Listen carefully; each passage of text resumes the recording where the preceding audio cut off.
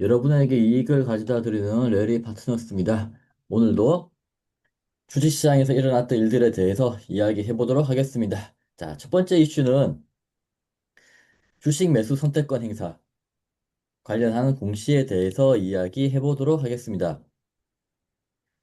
우선 이제 스톡 옵션에 대해서 절차에 대해서 이야기를 해보면 우선 첫 번째는 주총이나 이사회에서 스톡 옵션 부여를 합니다.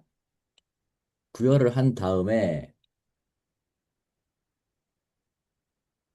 중도 퇴사 등으로 만약에 이제 중도 퇴사 등이 있어가지고 스톡옵션 취소를 하게 되면 거기에 대한 이제 정정을 해야 되고요. 그 부분에 대해서 이제 좀 이야기를 해보려고 하는데, 자, 이게 공시한 내용인데 보시게 되면 중도 퇴임으로 인해서 이제 주식수를 반영했고 무상 횡재를 했기 때문에 그 행사 가격을 조정했다. 이게 주식에 큰 영향을 주게 되면 주가에 영향을 미치거나 뭐 이런 특별한 이벤트가 있으면 정정을 하게 돼 있으면 그 행사 가격이나 행사 가격을 정정하게 돼 있기 때문에 이렇게 정정 공시를 하게 되고요. 정정 공시 내용이고요. 보시게 되면 중도 퇴임과 이렇게 무상신자로 정정했다라는 걸 보여주고 있죠. 그리고 이제 스톡옵션 행사를 하게 되면 행사에 대한 공시를 진행하게 되는데 이거는 거래소 공시고 누적으로 행사 수량의 누계가 1% 이상이 되면 공시를 하게 됩니다. 1% 이하면 안 해도 되고요. 이 부분은 이제 거래소하고 진행을 하면 되고, 그러면 결과적으로 스톡옵션을 부여하고 스톡옵션 행사를 하고 납입을 한 다음에 신주 발행과 상장의 절차를 거친다라고 생각해 주시면 될 것 같습니다. 예. 우선 기본적으로 이 스톡옵션 주식 매수 선택권 부여 공시가 이제 두 가지가 있는 거죠. 주식 매수 선택권 부여는 금감원, 금감원 공시고요. 이건 상장사만 하는 겁니다. 상장사. 일례로 이제 비상장사도 사업보고서나 분반기 보고서를 제출하는 법인도 있는데 그런 법인들은 뭐 주요사항 보고서나 정기보고서는 제출하되 주식 매수 선택권 부여에 관한 금감원 공시는 해당 사항이 없습니다. 이건 상장사만 금감원 공시지만 상장사만 해당이 되는 거고 최초 부여했을 때 부여하는 대상자들도 이제 자격 요건이 있죠. 그리고 이제 상장사 부여 자체는 상장 비상장사 상관이 없지만 공시 자체는 이제 상장사만 공시를 하는 거고 이게 뭐 차이점이라면은 상장사 같은 경우에는 이사회 결의로 어, 임직원, 임원 같은 경우는 비등기 임원, 그리고 직원 같은 경우 해가지고 이사회에서 이제 부여를 하는 거고, 등기이사 같은 경우는 이제 주주총회에서, 그건 이제 비상경사는 다 주주총회에서 하는 거니까, 뭐 그런 좀 차이점이 있고, 가격도 물론 차이점이 있죠. 예, 이거 먼저 이사회에서 직원들이나 뭐 비등기 임원, 뭐 기타 뭐 그 자에게 스톡 옵션을 부여를 하면 주식이 늘어난다는 거에 따라서 이제 상장사 기준으로는 공시를 금감원 공시를 하게 돼 있죠. 하게 되면 그 다음에 한 이후에 이제 뭐 중도 퇴사자가 발생했거나 중도 퇴사자가 발생했거나 아니면 대부분이 중도 퇴사자죠. 대부분 퇴사자가 할 때마다 공시를 정정 공시를 하는 건 아니고 퇴사자가 있음으로 인해서 거의 다 모아서 분기당 한 번씩 스톡 옵션 부여 취소를 합니다. 따로 이사회를 하는 경우도 있고 그냥 분기에 한 번씩 이사회 할 때 그게 뭐 제3호 안건, 뭐 스톡 옵션 부여 취소의 건 해서 뭐 땡땡땡 뭐 누구 땡땡땡 임원의 퇴사에 인해서 스톡 옵션 기부했던 걸 취소한다.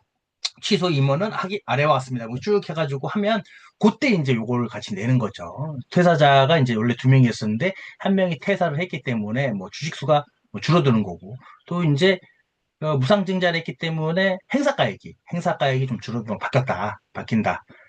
뭐 이런 게 있죠. 요건 이 회사 같은 경우는 이렇게 말씀을 드리는 거고 그때 이제 부여 취소해가지고 스톡옵션 정정도 하는 거고요.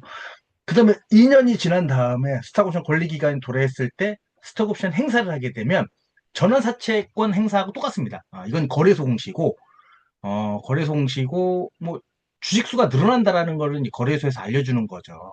뭐 전환권 행사로 인해서 주식수가 늘어난다. 신주인수권 행사로 주식수가 늘어난다. 교환사채 전환으로서 주식수가 늘어난다. 주식 및 선택권 행사로서 주식수가 늘어난다. 그 기준이 뭐 한 주라도 늘어난다고 해서 나오는 거는 추가 상장. 그거는 다트 전자공시 시스템에 나오진 않고요.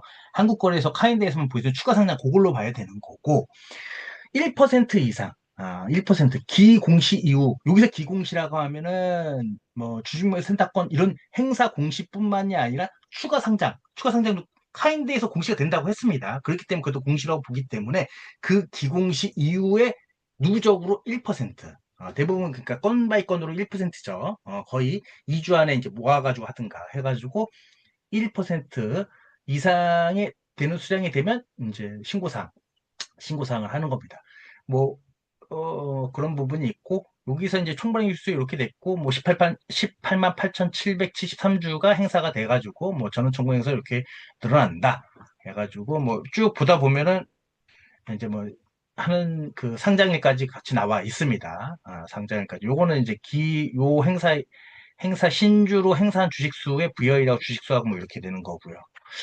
뭐 정리를 해보면 스톡옵션 부여할 경우 주주총회, 상장사 같은 경우에는 등기 임원, 비상장사 같은 경우에는 뭐 임직원 다 포함해서 주주총회 또는 이사회. 이사회라는 거는 상장사의 비등기 임원 또는 직원을 얘기하는 거죠. 이사회를 개최해서 스톡옵션 부여하는 결의라고 부여하는 공시, 상장사만 공시하는 겁니다. 공시를 진행하고 중도 퇴사 등으로 스톡 취소될 경우, 신주변이 희석될 경우에는 공시에 대한 정정.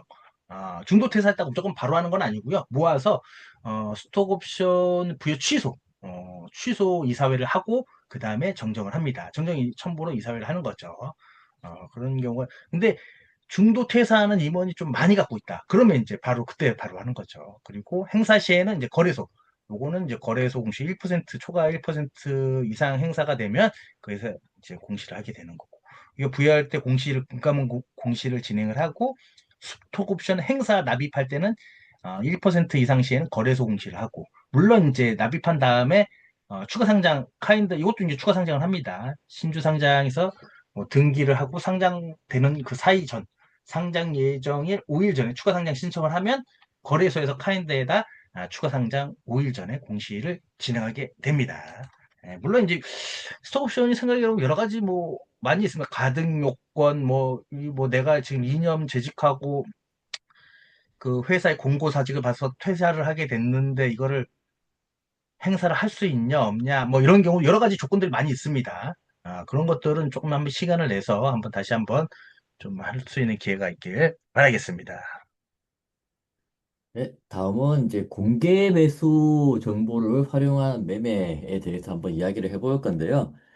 올해랑 작년 하반기부터 올해까지 공개 매수가 굉장히 많았고, 그때마다 저희가 다뤘던 내용인데, 공개 매수 공시가 나면 항상 주가가 튀었는데, 공시가 나면, 주가의 변동은 공시가 나면 튄 게 아니고, 그 한 일주일 전부터 튀었죠. 그리고 그때 항상 저희는 이제 의심을 했습니다. 이건 NH증권에 뭔가 문제가 있는 거다라고 했는데, 실제로 그때 나온 기사에는 NH증권이 아니고 로펌에서 문제가 된 걸로 그렇게 기사가 됐었었는데, 자, 이번에 나온 기사입니다. NH투자증권 고위 임원이 미공개 정보를 유출해서 20억 정도의 이익을 챙긴 의혹이 있다. 공개 매수 명가에 NH에 이런 안 좋은 일이 있다라고 나와 있고, 그 기사 내용을 좀 살펴보면 공개 매수는 통상 공표 시점에 주가가 급등하는 호재다. 지난 7월, 이번 7월 공개 매수 담당 직원이 미공개 정보 이용 의혹에 따라서 이제 문제가 됐었고, 이번에 또 다시 이제 문제가 됐다. 11개 종목, NH증권이 공개 매수 주간사를 진행한 11개 종목에서 반복적 패턴이 나왔고, 그래서 금감원이 조사를 했다. 봤더니 정보 누설 범위와 반복성. 자, 다수의 공개 매수에서 유사한 패턴이 발견됐고, 두 번째는 자금 흐름, 임원하고 정보 이용자 사이에서 왔다 갔다 금전 거래가 있었다. 세 번째는 이게 제일 큰 것 같은데, 친인척 명의의 차명 계좌를 사용해가지고 나쁜 짓을 했다라고 나오고, 다음 페이지 보시게 되면 이제 이게 과거에 저희가 의심을 했었 저희는 NH증권을 의심했었고, 뉴스에는 이제 로펌이 문제가 있었다라고 그렇게 나왔던 그런 기사고요. 이렇게 지속적으로 공개 매수 다 되는 그 이벤트에는 참여자들, 로펌, 회계법인, 증권사 이 사이에서 누군가는 정보를 이용했었고 그 정보를 이용해서 불공정 거래를 한 게 실제였다인 거죠. 자, 그래서 정리를 해보면 공개 매수 이벤트들의 공통점이 있었죠. 증권사는 NH가 대부분이었고요. 공시가 보통 월요일 아침에 나오는데 9시 되면 나오는 것도 아니고 장전 7시 반에 나옵니다. 그리고 뉴스는 토요일이나 일요일 날 뜹니다. 그때 저희가 이제 이야기를 했었잖아요. 왜 공시로 보는 게 아니고 맨날 뉴스가 나오냐 했더니 이제 많은 분들은 거래가 안 될 때 했으니까 상관없지 않냐라는 의견이 많았고 저는 그때도 대한민국 투자자들이 이거 공정성이 문제가 아니고 공정성을 따지는 게 아니고 주가만 따지는 게 아니냐라고요. 저는 굉장히 안타까워했었고요. 그리고 주가는 공개 매수 발표되기 한 일주일 전부터 오르기 시작했었고 결국은 거래가 안 될 때 공개를 해도 된다라고 생각한 많은 주식 투자자들 그리고 주주들의 의견이 맞는 게 아니고 저희가 얘기한 것처럼 이벤트를 최대한 활용했었던 그분들 작업이 아니었나 생각을 해봅니다. 예, 역시 돈 되는 데는 뭐 하죠. 모르면 모를 거 알고 있는데 이걸 안 한다? 이건 좀 쉽지 않죠. 예, 이건 좀 쉽지 않죠. 사람이라는 게 뭐 차이니스 외에 뭐 있다고 하더라도 뭐 쉽지 않죠. 솔직히 말씀드려서. 아니, 그 법을 알고 있는 법무법인 담당자가 했는데 우리 NH 증권사가 안 한다. 상당히 훌륭한 곳이죠. 안 걸렸던 거죠. 안 걸렸던 거죠. 지금도 의혹입니다. 의혹. 이분들이 뭐 이렇게 확정 판결을 받거나 그런 건 아닌데 하여튼 의혹입니다. 의혹. 저희도 의혹을 제기하는 거죠. 의혹.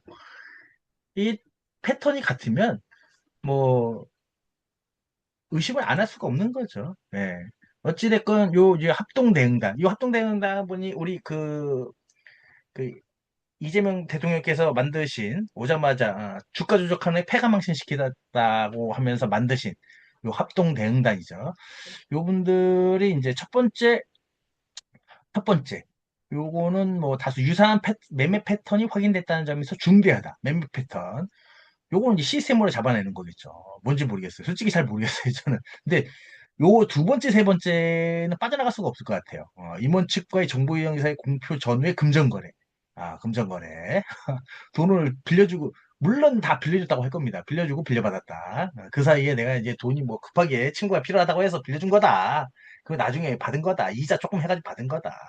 뭐 요 정도 팔아. 이익이 났지만 내가 뭐 1억 빌려줬는데 1억 뭐 한 천만 원, 1억 천만 원도 아니고 1억 한 500만 원 다시 돌려받은 거다. 이익은 한 2, 3억 났지만 이익은 나중에 아주 나중에 뭐 그 다른 걸로 해서 이렇게 받을 수도 있는 거니까.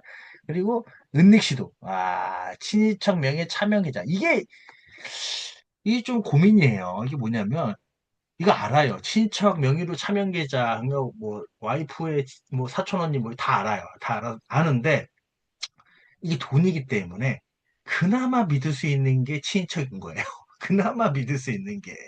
친구도, 친구는 벌써 두 번째 쓴 거죠. 친구는 이제 두 번째 쓴 거고, 친인척. 하여튼, 이런 것까지 나왔으면 이제 차명계좌 다수 사용. 거의 뭐, 이제 그 기소만 남은 거죠. 예. 기소만 남은 거라고 보고 있고. 흠이 됐지만 그래도 NH가 계속 할 것 같다. 왜냐면 그 해당 직원들은 뭐 했겠지만 회사 자체 트랙 레코드로 남아 있기 때문에 그래도 계속 그 공개 매수 NH 명가는 뭐 계속 하지 않을까라고 생각을 합니다. 한번 굳어지면 뭐 계속 가는 거죠. 여기에 좀 누가 나와가지고 우리는 그런 거 없이도 요거 잘할 수 있다라는 거를 보여주지 않는 한 NH가 계속 할 것 같긴 하고 근데 그렇다고 해서 이제 주가 작전의 이벤트라는 거 이제 개미들도 인식을 했기 때문에 무조건 매수하면 오른다. 내가 이용을 당하는 거 아닐까? 아니면 이 차트면 조만간 공개 매수 나오겠네. 라고 예측의 대상이 되는 종목도 있을 것 같습니다. 하지만 지금 뭐 주가 지수 지금 3천을 넘어서 4천으로 지금 쭉쭉쭉 가고 있는 시점에서는 이런 것들은 상당히 좋다. 합동대응단 형들이 많이 많이 잡아놨으면 상당히 좋겠다. 이런 좀 표현이 적절합니다. 예, 그렇게 됐고, 하여튼 법무법인이 나중에 걸릴 줄 알았는데, NH가 나중에 더 늦게 걸리네요. 하여튼, 그렇게 생각을 합니다. 이거 이게 공시를 했으니 무슨 상관, 이거는 무슨 상관이냐, 이런 개념 갖고 주식을 하시는 사람들은 도대체 뭔지 모르겠네. 이 사람이 안 죽었으니 뭐, 괜찮다. 남대문에다 불 지르고 사람이 안 죽었으니 괜찮다. 뭐, 이렇게 생각하는 사람들인가? 하여튼 뭐, 그런 것 같아요. 제가 봤을 때 뭐라고 할 말이 좀 없는 것 같네요. 그 룰과 규정이 있고, 그 규정 안에서 페어플레이를 해야지, 사람들이. 그래 좀, 뭐 거래가 안 될 때 공개해도 괜찮은 게 아니라, 이제 이벤트를 최대로 활용하려는, 아, 라는 거죠. 기울어진 운동장이 옳다. 이렇게 얘기하는 거면 조금 저는 저희는 조금 아닌 것 같아가지고, 더 이상 뭐 크게 말씀을 드릴 내용은 없을 것 같습니다.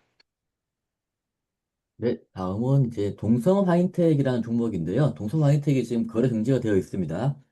그 내용을 보시게 되면 우선 거래소에서 조회 공시가 나옵니다. 회계 처리 기준 위반 관련 증권선물위원회의 검찰 통보.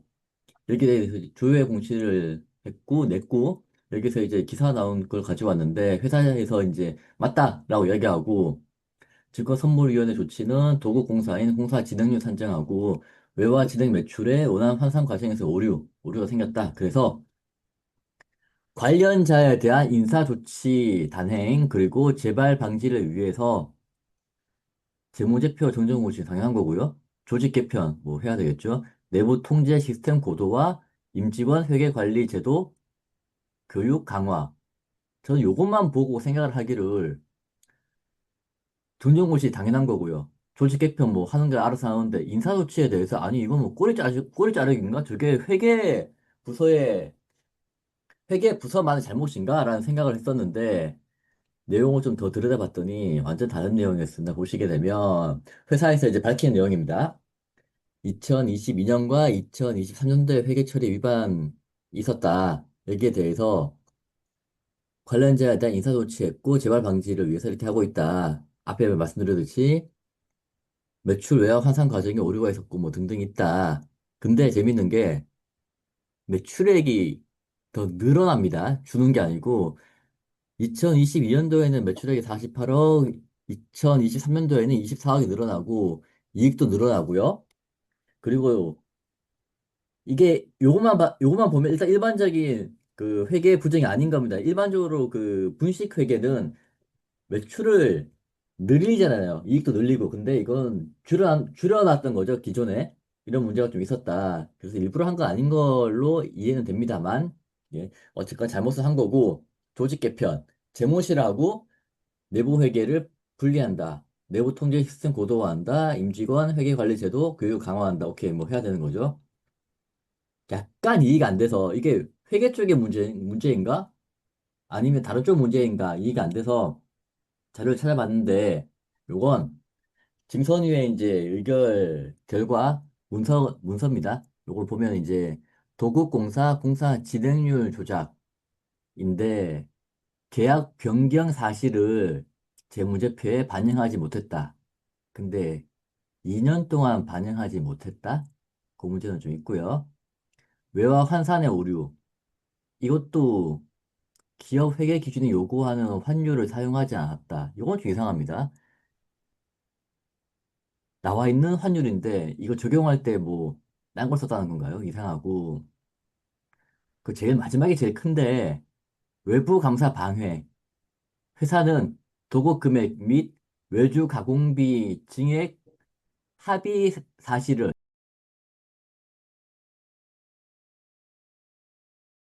계약서를 감사인에게 은폐했다. 라고 나와 있으니까 우선은 회사가 알고 있는 내용을 외부 감사인한테 전달하지 않고 숨겼다. 라고 보는 것 같습니다. 그렇게 해서 감사인 지정 3년, 담당 임원 면직, 영업 담당 임원 해임, 직무 정지 6개월, 검찰 통보, 개선 권고 이렇게 나왔고 이걸 좀 정리를 해보면 재무제표 작성을 하게 되면 회사에서 만들고 이걸 이사회에 승인하고요. 회계법인의 감사를 거치게 되고 회계법인이 감사에서 끝나는 게 아니고 또 회계법인 담당자 그 회계사들은 그 내용을 회계법인 내부에 심의실을 거쳐가지고 회계 감사 보고서가 나오는데 이 과정에서 다 누락이 되었다? 몰랐다? 영업에 대한 계약서 누락에 대해서는 뭐 회사 숨겼다고 치더라도 외화 환산 과정에서 뭔가 문제가 있는 게 못 잡아냈다라는 것은 뭔가 석연치 않은 구석이 있다. 근데 어쨌거나 증선의 결과는 회계법인에 대한 처벌이 없기 때문에 회사가 일방적으로 회계법인을 속였다라고 일단은 그렇게 보입니다. 저는 그렇게 생각을 합니다. 예. 그 동성화이텍 같은 회사 같은 경우는 예전에 예전에 요 비슷한 회사도 하나 있지 않았나요? 그 DI 동일이었나? 그 주주연대하고 싸우다가 회계처리 이후 그 증선위에 받아가지고 다시 거래가 재개되고 했던 그런 회사. 증선위의 조사를 받으면 금감원 말이 증선위 검찰 통보라는 내용은 증선위는 실제가 없는 이제 위원회이기 때문에 실제는 금감원이 조사를 하고 레포트를 써서 올리는 거죠. 그럼 증거선물위원회에서 그 내용들을 가지고 의결을 하고 그 의결의 사안에 대해서 중대성이 있으면 검찰 통보하는 이제 외관법에 적용 그 회계처리 기준 위반이 외관법 위반인 거죠. 하면은 그렇게 되는 저도 한번 받아봤죠. 저도 한번 받아봤는데 이거는 이 그냥 단순 내용으로 보면 제가 보기에는 회계처리 기준 위반 관련 조치를 받았으면 그 벌써 했다는 얘기예요. 옛날에 이게 24년도 이게 이게 이제 감사 보고서인 거죠. 25년도 3월 19일 날 내니까 24년도 감사 보고서 이 감사인은 알고 있었어요. 알고 있었기 때문에 전기 재무제표를 확인하는 과정에서 어, 진행 기준 물론 이제 24년도 25년도 마찬가지 엮여 있을 거예요. 진행 기준이니까 진행 기준인 거 보니까 쉽게 말해서 얘들이 지금 요거 지금 뭐 두 가지 아마 두 가지가 섞여 있는 것 같아요. 이제 진행 기준에서 매출액을 과소평가했다. 매출액을 과소평가하고 영업이익을 과소평가를 한 거예요. 원래는 그렇게 한 거예요. 지금 얘네는 22년도, 23년도를 진행 기준에서 매출액하고 영업이익 이런 것들을 다 과소평가한 이유가 뭐냐? 아, 환율을 뭐 과거 환율을 썼든 적정 환율을 쓴 게 아니라 다른 환율을 썼다는 거예요. 다른 환율을 쓰면서 이 매출이 줄어드니까 당연히 이익이 줄어들겠죠. 근데 다시 그러면은 왜 일부러 그렇지 않습니다. 왜냐면 이익을 이연시키기 위해서인 거예요. 대부분 이런 거 하는 이유는 딱 매출 100원과 이익 20원이 딱 정해져 있어요. 그 정해져 있는 것을 진행 기준이 몇 년도에 걸쳐서 있는 거기 때문에 내가 이 진행 기준에 따라서 내가 인식을 하게 되는데 10% 진행했으면 내가 100원 중에서 10원만 인식을 해야 되는데 대부분 진행 기준율을 조작합니다. 대부분 진행 기준율을 제가 봤을 때는 100%예요. 진행 기준율도 조작했을 거고, 그 진행 기준율, 이게 해외 수주이기 때문에 진행률 플러스 이제 티 안 나게 하려고 외화 매출까지 같이 이제 환율까지 같이 조작하는 거죠. 그래서 결과론적으로 보면 대충 뭐 크게 차이가 안 나게끔. 그럼 이걸 왜 하냐? 왜 하냐? 어, 몇 년 있다가 이제 이익이 늘어나고 이러면 지금 이익이 많이 났으니 요걸 조금 나중으로 좀 수년을 시키는 거죠. 수년을. 수년을. 대부분은 이렇게 됩니다. 대부분은 수년을 하려고 이렇게 하는, 그러다 걸린 거예요. 제가 봤을 때 그러다 걸린 거고. 근데 그 걸린 게 바로 걸린 거예요, 이거. 예, 바로 23년도에 적정받고, 그 다음에 24년도죠. 요 회계법인. 새로운 회계법인인 것 같아요. 대부분 새로운 회계법인이 와가지고 전기, 자기들이 새로 추도 감사 받을 때 지정 감사 받으면서 전년도 감사에 대해서 이제 중요한 사항들 다시 쳐다봅니다. 저도 그래서 걸린 거죠. 그러기 때문에 간단히 말해서는 대표이사는 몰랐을 수도 있어요. 대표이사는 몰랐을 수도 있어요. 이게 자산 대비 금액이 그렇게 크지 않아요. 솔직히 말해서 보면은 여기 보면은 내용이 뭐 24, 여기 한 몇백억, 몇천억 돼요. 회사가 몇천억 되더라고. 자산이 한 몇천억 되더라고요. 회사가 좀 크더라고요. 여기에서 24억이다. 몰랐을 수도 있어요. 그러니까 대충 그래 그 해외 뭐 어디 플랜트 그래 잘하고 있지. 야 뭐 문제 없지. 이렇게 넘어갔을 수도 있어요. 제가 봤을 때 경영진은 그럴 수도 있어요. 그리고 재무실과 뭐 검토를 경영지를 분리, 의미 없어요. 어찌됐건 요런 것들은 회계팀장이 다 해요. 혼자서 해요. 회계팀장, 왜냐면 다른 애가 봐도 몰라요. 이거. 봐도 모르기 때문에 이건 문제가 생겼으니까 이거 반대로 하겠다. 이게 좀 찢어놓고 상호 검증할 수 있는 하겠다. 막말로 진짜로 이렇게 하려면 재무실에 회계사가 실제로 하는 사가 있고 내부회계 검토하는 사람은 경영지원실에 회사 안에 회계사가 보통 회계사 한 명 쓰지, 이거 두 명 써야 되거든, 회계사를. 회계, 재무제표 작성하는 회계사 한 명 있고, 근데 그 재무제표 작성을 크로스 체크하는 기획실이나 재무실, 기획실이나 뭐, 경영 지원실에 회계사가 있어. 걔가 크로스 체크하는, 대기업도 잘 안 해요. 대기업도. 물론 대기업도 하긴 합니다. 회계사 여러 명 있으니까. 근데 그 정도로 큰 회사는 아닌 것 같고, 제가 봤을 때는 이제 걸린 거죠. 일부러 한지 안 한지는 모르겠어요. 일부 22년도에 하다 보면 23년도 똑같이 하게 됐어요. 어쩔 수 없어요. 이건. 그리고 24년도에 걸린 거예요. 그 입사에 걸린 거. 22년도에 시작을 한 거고 분식이라고 하죠. 회계 처리 위반은 분식입니다. 뭐가 됐든 분식을 한 거고 그 분식한 거는 그럼 이게 계속 끝날 때까지 연장이 되는 거예요. 어차피 총 금액은 정해져 있어요. 거기다 얘들은 총 금액도 늘어났어요. 추가 계약이 있었는데도 그거를 나중에 얘기했다. 그거는 완전 누락한 거, 누락이 아니라 숨긴 거죠. 악의적인 거죠. 악의적인 거. 왜 집어넣으면은 다시 계산해야 되거든요. 전진법으로 계산을 했었어야 되는 건데 안 한 거죠. 뭐 때문에 일부러 그렇게 했는지까지는 내부 사정은 잘 모르겠어요. 내부 사정은 잘 모르겠어요. 매출이나 이익이 좀 줄이고 싶었던 것 같아요. 제가 봤을 때는. 아니면 지금 줄이면 나중에 크게 나오니까. 나중에 크게 나오니까. 어, 그런 게 있습니다. 이게 아니면 아무 생각 없이 담당자 입장에서는 그냥 환율을 뭐 12월 31일자 외국한 고시환율 써야 되는데 그냥 네이버 환율 썼다. 얼마 차이 안 나거든요. 근데 얼마 차이 안 나는데 물론 이제 원칙은 이제 외국한 고시원에 써야 되는 게 맞는데 얼마 차이 안 나는데 그걸 갖고 이렇게 한다? 그래서 하여튼 뭐 잘 모르겠어요. 그런데 결과론적으로 보면은 우리 그 증선이 형에서 이렇게 때릴 정도면 악의적인 거예요. 악의적인 거. 보통 실수를 하거나 담당자가 실수했거나 인지에서 잘못해서 싹싹 빌고 요 금액이 크지 않기 때문에 양정 기준에 미달될 거예요. 왜냐하면 얘네가 여기 보시면은 회계 즉시 인쇄 재발 방지를 하면서 뭐 정정 공시를 다시 했다. 즉시 왜뭐 사안이어서 재발 방지 정정 공시를 했다. 정정 공시를 했다는 거잖아요. 재무제표 감사 보고서 제작성한 건 아니에요. 감사 보고서 제작성하지는 않았어요. 그러면 사안이 커져요. 이게 보니까 감사 보고서 제작성한 게 아니라 그냥 재무제표만 정정 공시한 거예요. 감사 보고서 제작성한 건 아니고 무슨 차이가 있냐? 감사보고서 제작서는 다음부터 다시 받아야 돼. 그 감사 그쪽 22년도, 23년도에 회계법인에서 다시 심리실 들어가서 다시 돌려야 되는 거예요. 다시 돌려야 되는 거예요. 그러면 감사보고서 정정이 뜨는 거죠. 감사보고서 정정하면 무조건 이제 다 정정이 쭈루루 다 분기 뭐 사업보고서만 하고 감사보고서만 아니라 분기까지 싹 다 정정하고 그다음 엄청나죠. 근데 여기서 보면은 양정기준 이내이기 때문에 왜냐면 자산과 매출이 큰데 그 중에서 이게 변환된 금액이 뭐 여기 보시면 23억, 25억, 16억 뭐 단기수익률 10억을 과소계상했다. 10억의 의미가 없기 때문에 양정기준에 이제 미달되겠지만 그거는 이제 양정기준 회계처리 기준인 거고 그건 그거대로 가는 거고 어찌됐건 법 위반이다. 얘가 봤을 때 우리 증선이 형이 봤을 때는 이 규모 사이즈에 비해서 금액이 그렇게 크지 않은데도 불구하고 이렇게 조지겠다. 특히 뭐 요건 20억, 30억 이런 거는 좀, 야, 그래 똑바로 해라. 해야하는데 계약 자산, 과대 계상했다. 연결 별도의 93억 정도 뭐 과대 계상한 거. 이 과대 계상하면 그 다음 연도에 뭐 다음 연도가 또 완료될 때쯤 다시 이제 과소 계상을 해야 돼요.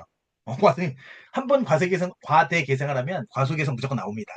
아니면 그 전에 과소 계상 한 게 있기 때문에 이번에 과대 계상 한 거거든요. 둘 중에 하나를 해야 되는 거니까. 이런 부분이 있고, 뭐 이런 걸 적발하지 내부에서 내부에게 관리 제도가 형식적으로 설계 운영 요건 당연히 이런 것들이 나오면 당연히 내부에게는 무조건 걸리는 거죠. 이게 없으면 걸릴 일이 없죠. 걸렸으니까 이게 나오는 거예요. 그리고 이러면서 감사 보고서 적정을 받았으니까 외부 감사 요, 요, 그 중에서 증액 합의한 사실을 감사인에게 은폐했다. 이게 악의적인 거죠. 이게 요거 제가 봤을 때 요거 때문이에요. 요거 이런 거 다 했었으면은 이 정도에서 이렇게 과징금하고 이렇게 그 임원 공고해임 뭐 이렇게 때리지는 않아요. 제가 봤을 때는. 음. 근데 악의적인 사실들이 드러났기 때문에 에, 이렇게 되지 않았을까라고 생각을 합니다. 그렇다면 어떻게 될 것이냐?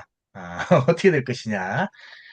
제가 봤을 때는 회사의 규모와 사이즈에 비해서 얘들이 정상적으로 실질심사는 이것만 보는 건 아닙니다. 실질심사 들어갔다는 얘기는 이제 다시 IPO 하는 것처럼 회사 전반에 대해서 다시 이제 봅니다. 그런데 회사 이게 보면 아까 말씀드렸듯이 요거 90억, 30억, 10억 뭐 이익이 뭐 10억 뭐 감사 보고서에서도 당기순이 10억이나 20억 매출 23억 5천 과소계상 이런 걸 감안해도 적정을 주고 회사가 건재하고 자산이라든지 매출이라든지 이익이 많기 때문에 대응만 잘한다면 대응만 잘하고 물론 이제 담당자 힘들죠. IPO 하는 것처럼 다시 또 한 몇 달을 또 대응하고 작성하고 준비하고 이사회 이사 백자료 뭐 회사의 계약서 뭐 증빙들 백데이터 그러면 이게 소명절 IM 다시 다 해야 돼요. 다시 IPO 한 번 IPO 다시 하는 거예요. IPO 한 번 다시 하는 건데 하면 되죠.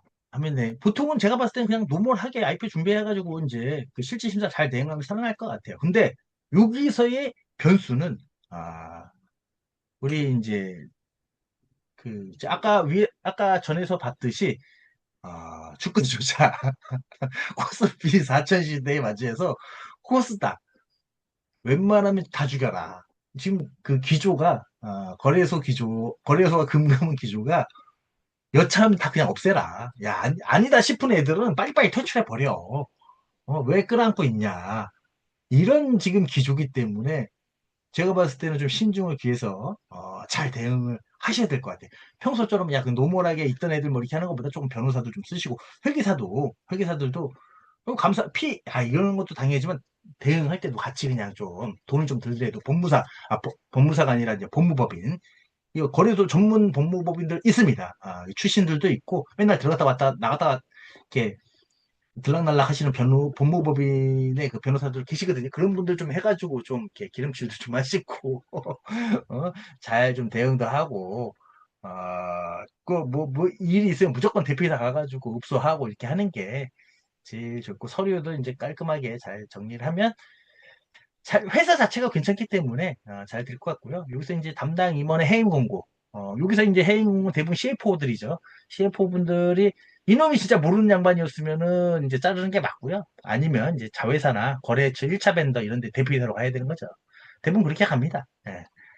아니면 이제 비등기사, 그 뭐 재무기획실로 발령을 내는 거죠. 이제 해임 공고했으면 잘라야 돼요. 그래서 대부분은 이거 안 하면 안 되기 때문에 안 하면 진짜 검찰에다가 이제 하기 때문에 해임 공고인데 안 지킨다. 그럼 진짜 고발합니다.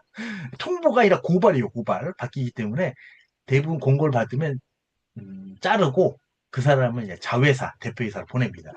대부분 그래요. 하여튼 그 연결이 아니면 이제 1차 벤더 쪽에다 이제 대표이사로 보내시는 그런 상황이 좀 많이 되겠죠. 예. 제가 봤을 땐 그렇습니다. 다음은 Q&A 하도록 하겠습니다. 자, 아, 저희가 첫 번째 이슈로 스톡옵션 행사에 대해서 말씀드렸는데, 어쨌거나 신주를 발행하고 상장을 하게 되면 추가 상장 수수료를 내야 됩니다. 이게 최저 수수료가 25만 원인데요. 질문은 이제 25만 원만 내면 되냐? 첨부는 뭘로 해야 되냐? 라는 질문이고요. 사실 공시에 대한 첨부는 그 내용을 입증을 하면 되기 때문에 크게 고민은 안 하셔도 됩니다. 예. 그래서 여기서 이제 요 분도 해보신 거죠. 추가 상장 시 수수료 납부분이 파일링 시스템이라고 공시 담당자들 이제 한국 거래소의 금감 공시가 아니라 거래소 공시를 제출하는 사이트에 들어가서 추가 상장 신청서를 작성할 때 수수료가 있습니다. 수수료 영수증. 여기서 말하는 이제 추가 상장. 요 추가 상장은 뭐 스톡 옵션이 됐든 CB가 됐든 유상증자가 됐든 뭐 교환사채의 교환권 행사가 됐든 뭐가 됐든 주식을 추가 상장을 하게 되면 무조건 해야 되는 거예요. 주식수가 늘어난다. 그럼 추가 상장 무조건 해야 되는 거예요. 이거 한 주만 추가 상장해도 무조건 해야 되는 겁니다. 근데 여기서 이제 25만 원. 이 25만 원이 무엇이냐? 25만 원이냐? 왜 25만 원이냐? 두 번째, 납부 영수증. 납부 영수증만 하면 되냐? 영수증을 따로 받아야 되느냐? 보통 납부 영수증이라는 게 이게 고지서가 아니기 때문에 정확히는 납부 영수증이 아니죠. 이체증이죠, 이체증. 25만 원. 어디다 이체하냐? 여기 나옵니다. 여기 보면은 요 옆에 보면은 이제 신한은행 뭐 옆에 있는데 지금 잘렸네요. 옆에 신한은행 뭐 한국거래소 계좌가 있습니다. 25만 원이라는 건 요거예요. 요거. 시가총액 100억 이하. 10억당 25만 원. 최저가 그냥 25만 원이에요. 요 100억이라는 거 우리 회사가 시총이 이게 아니라 이게 아니라 이번에 상장하는 추가 상장하는 주식수 곱하기 전일가 하면 그게 100억 이하면 대부분 25만 원이죠. 그러니까. 그렇기 때문에 우리 회사의 시가총액이 아니라 이번에 추가 상장하는 주식수 곱하기 전일 종가 곱하기 하면은 그 금액이 시가총액을 보는 거고 그게 어느 정도 되냐. 그래서 IPO 할 때는 금액이 꽤 나오죠. IPO 할 때는 금액이 꽤 나옵니다. 그리고 변경 상장 수수료는 건당해. 추가 상장은 새로 한 걸 하는 거고 변경 상장 내가 감자 아니면 주식 병합 아닌 뭐 이런 거 했을 때는 변경 상장이 되는 거죠. 그럴 때는 이제 건당 200만 원 되는 겁니다. 건당. 이런 걸 하자. 그래서 첨부문서에 대해서 고민한 담당자는 많은데 뭐 우선 꼭 요것뿐만이 아니고 어떤 거든 거래소의 첨부문서에 대해서는 회사가 한 행위에 대해서 입증, 거래소가 딱 보기에 이게 맞다라고 생각할 정도면 되고 대부분 그 입증의 내용은 회사의 의사결정이기 때문에 이사회 의사록이 되는 거죠. 그게 회사의 공식 의사결정이니까. 근데 그거와 별도로 뭐 이렇게 추가 더 해야 되는 것들은 이제 해야 되는 거고, 아까 질문하신 내용과 같은 거는 영수증, 이게 뭐 고지서도 아닌 영수증이 없죠. 그렇기 때문에 이체증. 왜냐면 대부분 그래서 여기 옆에 그 계좌 거래가 있으면 그 계좌가 있거든요. 한국거래소, 신한은행, 뭐 땡땡땡, 기업은행 뭐 계좌가 있으면 그거 출력해서 지출계획서 써가지고 낸 다음에 이체증, 그 자금팀에서 이체하고 그 이체증을 좀 스캔해가지고 갖고 와라. 하면 스케줄 주세요. 하면 그거를 이제 스캔해가지고 첨부하시면 되는 겁니다. 네, 오늘은 여기까지 하도록 하겠습니다. 예, 수고하셨습니다.